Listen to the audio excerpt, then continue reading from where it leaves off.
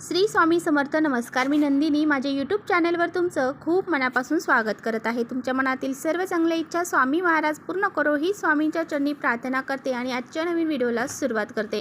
आज वार आहे शुक्रवार, दिनांक आहे 16 मे. या दिवशी आलेली आहे एकदंत संकष्टी चतुर्थी. तर पहा, प्रत्येक महिन्यामध्ये 2 चतुर्थी येतात. एक कृष्ण पक्षामध्ये येते आणि एक शुक्ल पक्षामध्ये येते. आणि आज जी चतुर्थी आलेली आहे तर ती ज्येष्ठ महिन्याच्या कृष्ण पक्षातील चतुर्थी तिथी ही एकदंत संकष्टी चतुर्थी म्हणून ओळखली जाते. हिंदू धर्मामध्ये भगवान गणेशाला विघ्नहर्ता मानले जाते, म्हणजे सर्व अडथळे दूर करणारा देव असे म्हटले जाते. या संकष्टी चतुर्थीचं जर आपण व्रत केलं तर जीवनातील सर्व संकट हे दूर होतात. घरामध्ये सुख, शांती, समृद्धी नांदते आणि व्यक्तीच्या जीवनातील सर्व मनोकामना ह्या पूर्ण होतात. चतुर्थी तिथी ही गणपती बाप्पांना समर्पित असल्यामुळे या दिवशी आपल्याला विधिवत गणपती बाप्पांची पूजा करायची आहे. तसेच गणपती बाप्पांच्या पूजेबरोबरच आपल्याला घरामध्ये काही प्रभावी उपाय देखील करायचे आहेत. आजच्या व्हिडिओमध्ये मी तुम्हाला अतिशय प्रभावशाली उपाय सांगणार आहे. आज संध्याकाळी आपल्याला कापूरसोबत ही एक वस्तू जाळायची आहे. आपण जर आज संध्याकाळी कापूरसोबत ही एक वस्तू जर जाळली तर आपल्या जीवनामध्ये जेवढे बी संकट अडचणी आहेत त्या संपूर्णपणे दूर होऊन जातील. आपल्या घराची, मुलांची, पतीची खूप सारी प्रगती होईल. 7 पिढ्यांचं दारिद्र्य नष्ट होईल. इतका हा प्रभावशाली उपाय आहे. हा उपाय कसा करायचा आहे याबद्दलची संपूर्ण माहिती आजच्या व्हिडिओमध्ये आपण जाणून घेणार आहोत. त्यामुळे तुम्ही कुठे व्हिडिओ स्किप न करता शेवटपर्यंत नक्की बघा, जेणेकरून तुमच्यापर्यंत योग्य ती माहिती पोहोचेल. आपल्या चॅनलवर जर नवीन असाल तर चॅनलला सबस्क्राईब करा आणि असेच नवनवीन माहितीपूर्ण व्हिडिओ पाहण्यासाठी बेल आयकॉनलाही प्रेस करा, म्हणजे मी जेव्हा कधी नवीन व्हिडिओ अपलोड करेन त्याचं नोटिफिकेशन सर्वात अगोदर तुम्हाला भेटेल आणि तुम्ही एकही व्हिडिओ मिस करणार नाही. त्याचबरोबर खाली कमेंट्समध्ये ओम गण गणपते नमः हे लिहायला अजिबात विसरू नका.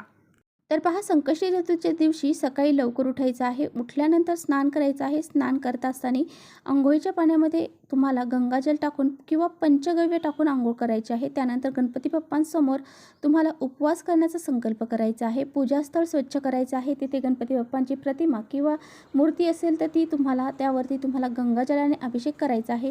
गणपती बाप्पांना लाल पिवळे कपडे तुम्हाला घालायचे आहेत. त्याचबरोबर त्यांना चंदन, हळद, कुंकवाने सजवा. त्यानंतर दुर्वा आणि लाल फुले त्यांना अर्पण करा. गणपती बाप्पांना जास्वंदीचं लाल फूल अतिशय प्रिय आहे, त्यामुळे ते तुम्हाला या दिवशी अर्पण करायचं आहे. त्याचबरोबर त्यांना गुळ खोबऱ्याचा नैवेद्य दाखवायचा आहे आणि गणपती बाप्पांची अशी पंचोपचार विधिवत पूजा तुम्हाला करून घ्यायची आहे. धूपदीप अगरबत्ती ओवाळून घ्यायची आहे आणि अशा प्रसन्न वातावरणामध्येच तुम्हाला हा उपाय जो आहे तर तो संध्याकाळी करायचा आहे.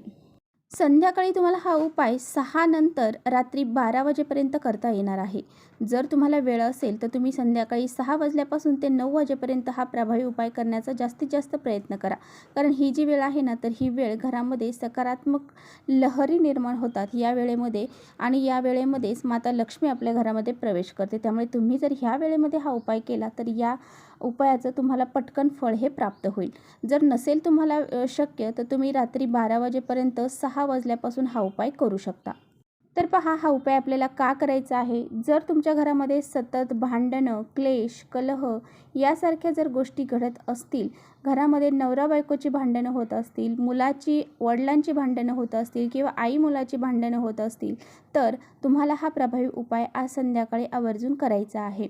आपल्या घरामध्ये जर वास्तुदोष असतील तर यासारख्या समस्या आपल्या घरामध्ये जाणवत असतात आणि त्याचबरोबर जर तुमच्या घरामध्ये पितृदोष असेल तर तो दूर करण्यासाठी सुद्धा हा उपाय अतिशय प्रभावशाली आहे.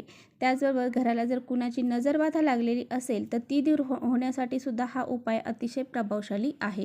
आपल्या घरामध्ये जर पैसा येत नसेल किंवा पैसा आलेला घरामध्ये टिकून राहत नसेल तर तुम्हाला हा प्रभावी उपाय आवर्जून करायचा आहे. तुमचं कोणतंही महत्त्वाचं काम जर पूर्ण होत नसेल, त्याचबरोबर तुम्ही कोणतंही काम करायला गेलं की त्यामध्ये तुम्हाला नेहमी अपयशच येत असेल, तर त्याचबरोबर तुमची एखादी इच्छा आहे आणि ती इच्छा पूर्ण होत नाही आणि ती इच्छा पूर्ण होण्यासाठी तुम्ही खूप कष्ट, मेहनत करत आहात, परंतु तुमची ती इच्छा पूर्ण होत नसेल तर तुम्हाला हा प्रभावी उपाय आज संध्याकाळी आवर्जून करायचा आहे. आज एकदंत संकष्टी चतुर्थी आहे आणि आज हा उपाय करण्याला विशेष महत्त्व दिलं जातं. त्यामुळे संध्याकाळी हा उपाय नक्की करा. संध्याकाळी उपाय करण्यापूर्वी तुम्हाला तुमच्या देवघरातील दिवा प्रज्वलित करून घ्यायचा आहे. तुळशीपाशी एक दिवा प्रज्वलित करायचा आहे, धूप अगरबत्ती लावायची आहे आणि नंतरच हा उपाय तुम्हाला करायचा आहे। उपाय करण्यासाठी तुम्हाला एक मातीची पंती लागणार आहे। एक मातीची पंती घ्या किंवा मग कापूर जाळायचं भांडं असेल ते घ्या किंवा साधी प्लेट घेतली तरी चालेल। तर उपाय करण्यासाठी तुम्हाला एक खोबऱ्याचा तुकडा घ्यायचा आहे। आता खोबऱ्याचा तुकडा हा छोटासा घेतला तरी चालेल किंवा मग खोबऱ्याची वाटी घेतली तरी चालेल। त्यानंतर त्या खोबऱ्याच्या वाटीवरती तुम्हाला थोडेसे तांदूळ टाकायचे आहेत। यानंतर त्या तांदळावरती 2 भीमसेनी कापराच्या वड्या घ्यायच्या आहेत। भीमसेनी कापूर नसेल तर जो साधा असेल तो घेतला तरी चालेल। हा कापूर घेताना तुम्हाला गाईच्या गावरान तुपामध्ये भिजून घ्यायचा आहे आणि त्यानंतर त्या तांदळावरती ठेवायचं आहे। तूप नसेल तर तसेच ठेवले तरी चालेल। यानंतर 2 अखंड फुलाच्या लवंगा तुम्हाला घ्यायच्या आहेत आणि त्यासुद्धा तुम्हाला त्या खोबऱ्याच्या वाटीवरती ठेवायच्या आहेत।